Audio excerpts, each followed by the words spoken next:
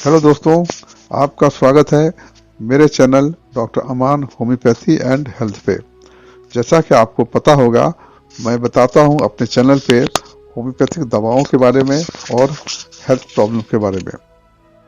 दोस्तों, जो लोग पहली बार आए हैं मेरे चैनल पे वो प्लीज़ सब्सक्राइब करें और आप लोग सभी लोग इसे लाइक करें, शेयर करें, दोस्तों को शेयर करें ताकि दूसरे लोगों को भी फ़ायदा हो सके। आज जो मेडिसिन का हम चर्चा करने जा रहे हैं उसका नाम है एब्रोटेनम। ये दवा प्लांट किंगडम से आती है। जिस प्लांट से ये दवा बनती है उसका नाम है साउदर्न वुड। ये प्लांट जो पाया जाता है साउदर्न यूरोप में पाया जाता है। इसकी पत्तियां और स्टेम से दवा बनाई जाती है। तो चलिए इस दवा के बारे में point by point main important जो इसके इंपॉर्टेंट जो सिम्टम्स है मैं उसको बताऊंगा। तो सबसे पहले है जो नंबर 1 पे है वो है alternate constipation and diarrhoea. Alternate constipation and diarrhoea, lienteria. Patient को जो है कभी कॉन्स्टिपेशन होता है, उसके बाद लूज मोशन होता है, फिर कॉन्स्टिपेशन होता है, फिर लूज मोशन होता है। और यहाँ एक वर्ड यूज किया गया है लाइनेटेरिया। लाइनेटेरिया मीन्स होता है कि अधपचा हुआ खाना अधपचा हुआ निकल जाना, लैट्रिन से पखाना से जो सही से डाइजेस्ट ना हो करके निकल जाना, उसे बोलते हैं लाइनेटेरिया। तो एब्रोटेनम पेशेंट को कॉन्स्टिपेशन डायरिया अल्टरनेट होता है और अनपच जैसा स्टूल उसको पास होता है। नंबर 2 पे है इसमें जो बच्चों का जो मैरस्मस होता है, सूखा रोग, हिंदी में आप सूखा रोग कर सकते हैं, जो जिसमें मसल वेस्टिंग होता है, मसल लूज हो जाता है, कमजोर हो जाता है, बच्चा खड़ा नहीं हो पाता है, उसे बोलते हैं मैरस्मस। तो बच्चों के मैरस्मस के लिए ये बहुत अच्छी दवा है। और खास करके कहाँ पे, नीचे दोनों पैर सूखने लगते हैं, जो दोनों पैरों का सूखा रोग कर सकते हैं, मैरस्मस ऑफ लोअर लेग्स। ये दोनों पैर कमज़ोर हो जाते हैं और पेशेंट जो है, बच्चा जो खड़ा नहीं हो पाता है। और ये सिम्टम जो है और भी मेडिसिन में भी पाया जाता है, जैसा कि आयोडम हुआ, सैनुकुला हुआ, ट्यूबरकुलिनम हुआ। इन तीनों दवा में भी ये सिम्टम पाया जाता है, मगर उस सिम्टम का कुछ सिम्टम अलग है जिसे हम डिफरेंशिएट कर सकते हैं। और जहाँ जो मैरस्मस जहाँ पे होता है, जहाँ पे सूखा रोग होता है, वहाँ का जो स्किन जो आप देखेंगे फोल्ड हो जाता है, स्किन फोल्ड हो जाता है। अगर गर्दन में फोल्ड होता है तो उसके लिए मेडिसिन है नेट्राम्योर सैनिकुला।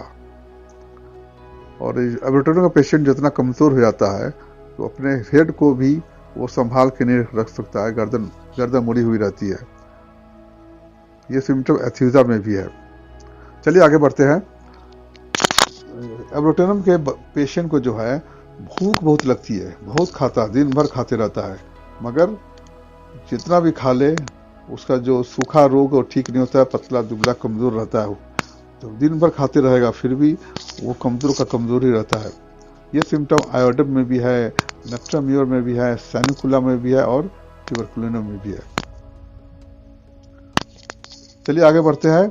जो बच्चे का फेस देखेंगे, फेस लगे जैसे कोई ओल्ड पर्सन हो, चेहरा पीला हुआ और झुर्रियों से भरा हुआ।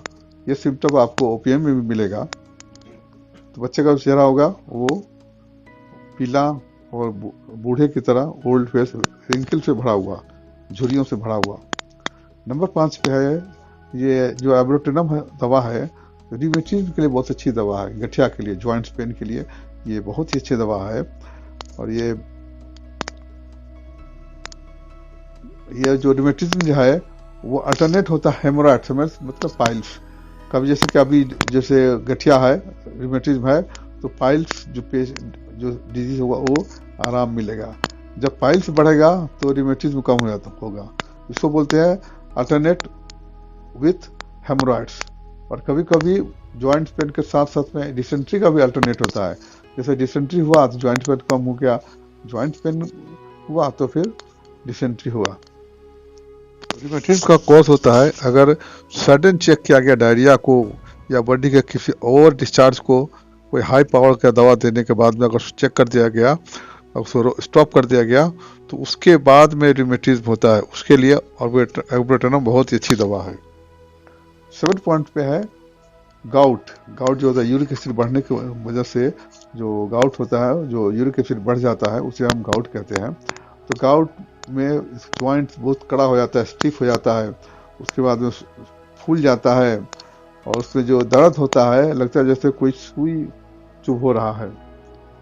और खास करके जो उसका जो रिस्ट होता है, कलाई और पैर का जो एंकल होता है, वो ज्वाइंट बहुत दर्द होता है जिसमें, और वो उसमें सूजन होता है।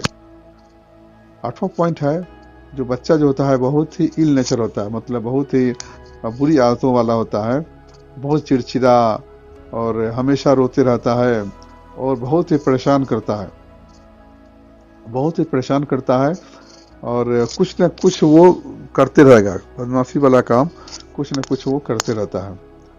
9 पॉइंट पे है, ये बात करते हैं, जो उसका जो पेशेंट का बच्चा होता है बहुत ही कमज़ोर होता है, वो खड़ा भी नहीं हो सकता है।